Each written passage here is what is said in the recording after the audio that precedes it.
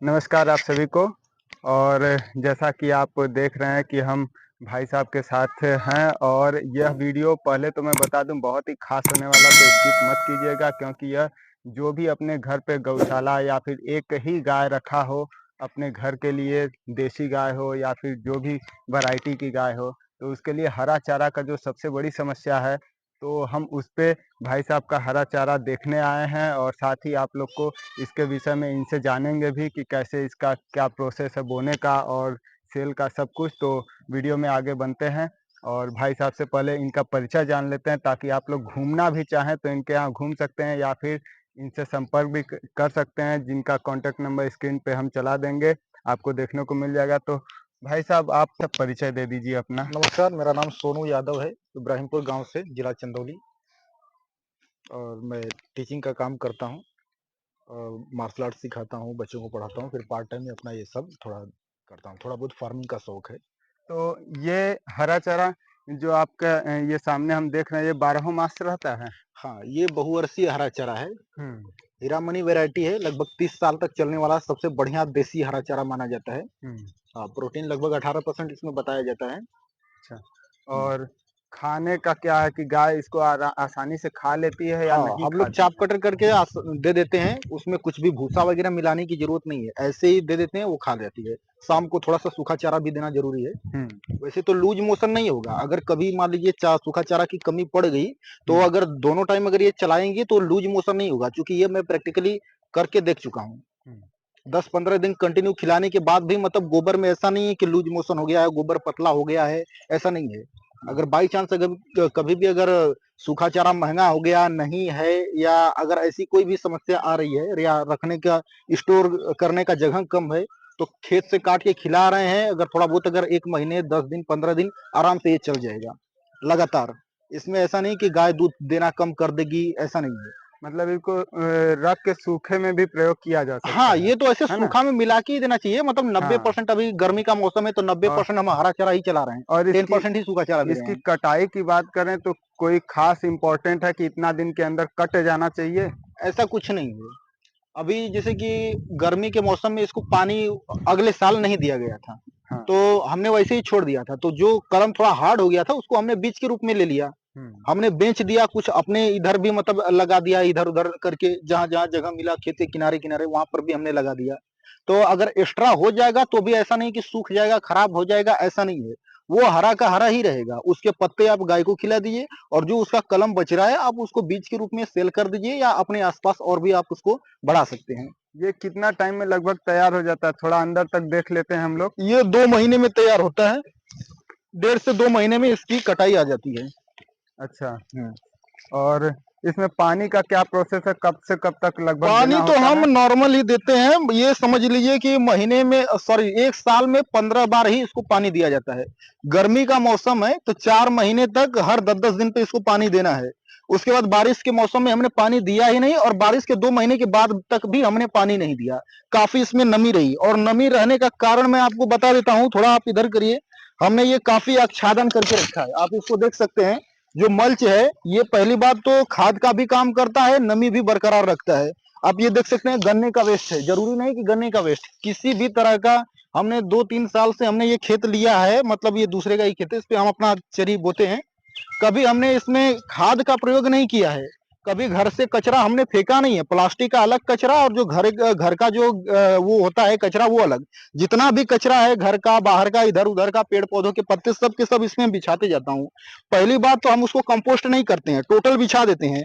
बिछाने का पर्पज ये रहता है कि पहली बात वो नमी को बनाए रखता है, और अंदर ही अंदर सड़के उसको वहीं के वहीं खाद मिल जाता है। वहीं केचुए केचुआ ज्यादातर दिन रात में ही काम करते हैं, तो इनको एक आवास भी मिल जाए। जब ये ढक जाता है तो ये अंधेरा हो जाता है, तो दिन रात केचुआ काम करते हैं, यही सड़ता है, केचुए का भोजन यही होता है। और वही के वही निदाई गुड़ाई का भी काम हो जाता है। जब केचुआ ऊपर नीचे करता है तो वही केचुआ खाद भी मिल जाएगा, कंपोस्ट भी मिल जाएगा, नमी भी बरकरार रहेगा। ये आच्छादन का महत्व है, तो इसमें हम कभी खाद नहीं देते हैं। और 1 साल में सिर्फ 15 बार ही पानी देना पड़ता है। गर्मी अच्छा। के मौसम में हर 10 दिन पे, बारिश के मौसम में इतना पर्याप्त पानी होता है कि देने की जरूरत नहीं पड़ती है। और ठंड के मौसम में भी महीने में 2 बार सिर्फ पानी देते हैं, 1 महीने में 1 बार। और ये बारिश के मौसम के, बारिश खत्म होने के 2 महीने के बाद तक इसमें हमने पानी नहीं दिया, फिर भी इसमें पर्याप्त नमी रही। ये यदि कटाई की बात करें तो कितना ऊपर से लगभग ये कटना चाहिए? हम तो ऐसे ही काट देते हैं, ज्यादा ज्यादा ऊपर से काटने का कोई मतलब नहीं है, क्योंकि न हमने कुछ बीच में बेकार कर दिया है। कुछ लोग बताते हैं कि 2 बित्ता ऊपर से काटते हैं, ऐसा नहीं है। यानी नीचे नीचे से काटते जाते हैं, ऊपर से अपना वो तो होता है। बल्कि अच्छा कल्ला हाँ, आएगा, वो है ज्यादा ना? अच्छा रहता है। ये सब आपका जो चरी है ये लगभग कितने कटान की हो गई होगी? ये तो अभी नया है, ये खैर अभी शायद दूसरी कटिंग पर है। और इसमें बता देता हूँ कि अभी कुछ लोग बोलते हैं नेपियर के विषय में, ऐसे यूट्यूब पे बहुत सारी वीडियोस हैं। कुछ लोग बोलते हैं कि हमारे एक कलम से 30-40 कल्ले निकलते हैं। हमारा सबसे कम जो आता है वो एक कलम से 30-40 कल्ले हैं। इसमें 100-100 कल्ले निकले हुए हैं, एक एक कलम से 100-100 कल्ले आए हुए हैं। ये देखिए सिर्फ दूसरे कटाई का है, और यही 30 से 40 कल्ले इसमें हैं, सिर्फ दूसरी कटाई का है। जो 4 से 5 बार कट चुके हैं उसमें लगभग 100-100 कल्ले निकले हैं, ये आप देख सकते हैं। ये एक ही कलम है, ये तो टोटल ये एक ही कलम है। करीब 100 कल्ले इसमें होंगे। जो सबसे उनका ज्यादा प्रोडक्शन रहता है ये हीरामनी वैरायटी है, देसी चारा है। इसमें सबसे अच्छा न्यूट्रिशन वैल्यू पाया जाता है। आकाश भाई चौरसिया जी का नाम आपने सुना होगा, नागपुर से ये मैंने मंगवाया था। वो अपने गाय को भी वहीं देते हैं, पूरे विश्व में लगभग वो प्रसिद्ध है। तो बहुत ही सोच समझकर इस वैरायटी का मैंने चयन किया है, हीरामनी इस वैरायटी का नाम है। जो अदर लोगों का जो सबसे ज्यादा प्रोडक्शन आता है वो हमारे सबसे कम में है। हमारा सबसे कम 30-40 कल्ले हैं, और इसमें से 100-100 कल्ले निकले हैं मैक्सिमम। मतलब अदर से 3 से 4 गुना ज्यादा इसका प्रोडक्शन है। और ये करीब 7 से 8 फीट हाइट जाता है। अभी ये तो करीब 1.5 महीने का होगा, फिर भी करीब मेरे हाइट से थोड़ा सा ऊंचा गया है। 8 फीट की हाइट तक जाते हैं, हम इसको काट देते हैं, काट के खिला देते हैं। इसकी और एक कलम से करीब एक टाइम का एक गाय का चारा हो जाता है। सिर्फ एक ही कलम काटते हैं तो एक बोझ रेडी हो जाता है अपना। इसकी बुआई की बात करें तो प्रोसेस क्या कहीं पे आप लगाए हैं जिसको हम लोग दिखा सकें कि कैसे हाँ, इसको बोया जाता है? हाँ, ये देखिए अभी ये यही है नया नया। ये हमने लाइन से लाइन का दूरी रखा है, बीच बीच में हमने आच्छादन कर दिया है। ये सब अभी नया जर्मिनेट हो रहा है, ये छोटे छोटे पौधे हैं। अभी एक भी कटाई नहीं हुई है, आप इसमें से ही कम से कम 20 कल्ले आए हुए हैं, तो छोटे छोटे, ये जो अभी जर्मिनेट हुए हैं नीचे। जैसे गन्ना की बुआई होती है वैसे ही इसको बोना है क्या? हाँ, कुछ लोग जमीन के नीचे भी वो कलमे दबा देते हैं, हम्म। और कुछ लोग एक कलम नीचे रखते हैं, एक आंख नीचे रखते हैं, एक आंख ऊपर। तो हमने भी वही रखा है, एक आंख जमीन के नीचे। हमने इस तरह से कलम बनाए कि 2 आंखें उसमें होती हैं।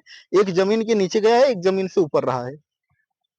और यदि हम किसी को बीज लेना हो हम्म। तो वो कैसे संपर्क कर पाएगा और मेरा आपसे? कॉन्टेक्ट नंबर है 9005017552। ये मेरा कॉन्टेक्ट नंबर है, वो यहाँ पे आके भी ले सकते हैं। और या चाहे तो वो कहीं से भी, हम ऑल ओवर इंडिया में हम कहीं भी उनको कुरियर करवा सकते हैं, और हम करवाते ही रहे हैं अगले। और अगर आसपास में है, कहीं मान लीजिए 100-200 किलोमीटर दूर पे है, तो आधा दूर अगर वो आएंगे तो आधा दूर हम पहुंचाने की भी जिम्मेदारी लेते हैं, उसका कोई चार्जेस नहीं लेंगे एक्स्ट्रा। तो किसान भाइयों आपने देखा कि ये भाई साहब का पूरा हरा चारा गाय का जो बड़ो मांस आपके यहाँ चलना है, तो आप लोग भी अन्य चारों में मत उलझिए, है ना? क्योंकि अन्य चारों में है क्या कि हमेशा काटना, फिर जुताई करना, फिर बुआई करना, फिर से अगेन जुताई करना, तो ऐसे में खर्च ज्यादा गिरता है। और जब और किसान सबसे बार बड़ी बार बात कि खर्च उसमें लगाएगा न्यूट्रिशन वैल्यू भी नहीं होती है, जितना बताया जाता है उसमें न्यूट्रिशन वैल्यू नहीं होती है। लूज मोशन होने लगता है गायों को ज्यादा दे देने पे, तो उसमें सूखा मिलाना जरूरी होता है, जबकि इसमें सूखा मिलाना कोई जरूरत नहीं है।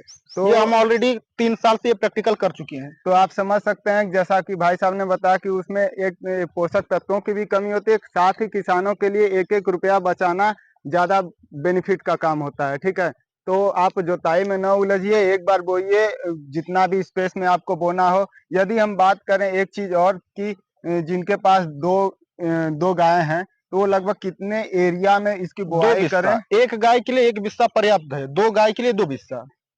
इस हिसाब से तो मतलब कि 1 बीघे में, या ये कहें कि 1 एकड़ में करीब 25 से 30 गाय। तो जैसा कि आप सबने सुना, तो आप इन्हें संपर्क कर सकते हैं। इनका कांटेक्ट नंबर इन्होंने बोला है, और स्क्रीन पे और डिस्क्रिप्शन में भी आपको देखने को मिल जाएगा। आप डायरेक्ट इनसे संपर्क करें, उसका रेट जानें और अपने यहाँ लगाएं। और सबसे बड़ी चीज इसमें मैं बताना चाहता हूँ, कुछ लोग बोलते हैं कि इसमें प्रोटीन कितना है, कैल्शियम कितना है, वो कितना है। तो मैं कोई वैज्ञानिक नहीं हूँ, लेकिन अपने अनुभव के हिसाब से बोलता हूँ कि आप कोई भी वैरायटी जो आप लगा चुके हैं, अब उसको तो उखाड़ के फेंकना है नहीं।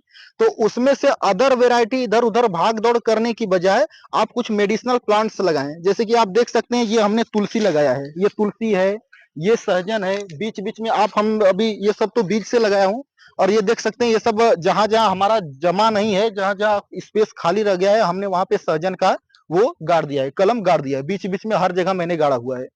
तो कुछ जो मेडिसिनल प्लांट हैं जैसे नीम, पीपल, बरगद, गुल्लर और तुलसी, ये पूरा देखिए, ये पूरा तुलसी का जंगल ही है, इतना बड़ा तुलसी है। रोज पर डे इसको काट काट के खिलाते रहना चाहिए। तो ये मतलब कि कौन सी वैरायटी सबसे अच्छी है, और सभी लोग अपने अपने वैरायटी को अच्छा ही मानेंगे, लेकिन उनकी बातों में ना आकर ये कुछ मेडिसिनल प्लांट्स आप लगाना स्टार्ट करिए। हमारे देखिए वो पीपल भी है, पीपल है, बीच बीच में बरगद भी लगाया हूँ छोटा छोटा। अब उनको बहुत ज्यादा बड़ा नहीं करना है, बस काटते हैं खिलाते रहना है। 7-8 फीट से हाइट उसकी नहीं रखनी है, पत्ते आ रहे हैं उसको काटिए खिलाते रहिए चारा में मिक्स करके। सबसे अच्छा देसी प्राकृतिक न्यूट्रिशन वैल्यू उसको मिलेगा। कुछ लोग डब्बे का खरीद के खिलाते हैं, प्रोटीन है, मिनरल मिक्सचर है, वो सब देने की जरूरत नहीं है अगर आप ये सब दे रहे हैं तो, मेडिसिनल प्लांट्स अगर हरा चारा में मिक्स करके खिला रहे हैं तो। तो भाई साहब का अनुभव काफ़ी अच्छा है और हम सब ने इनसे सुना और हम लोग अपनी आंखों से यहाँ पे देख भी रहे हैं। तो हम भी यही चाहेंगे कि आप सभी अपने घर के लिए ऐसे तकनीकी से पूरी खेती अपना हरे चारा का कीजिए, ताकि एंटीबायोटिक भी मिलता रहे जानवर को, और जानवर यदि स्वस्थ रहेंगे तो उनके दूध से, उनके गोमूत्र से, पंचगव्य से हम अपनी धरती माता को भी स्वस्थ रख पाएंगे और खुद भी पूरे परिवार को स्वस्थ रख पाएंगे। तो चलिए आज के वीडियो में इतना ही। धन्यवाद।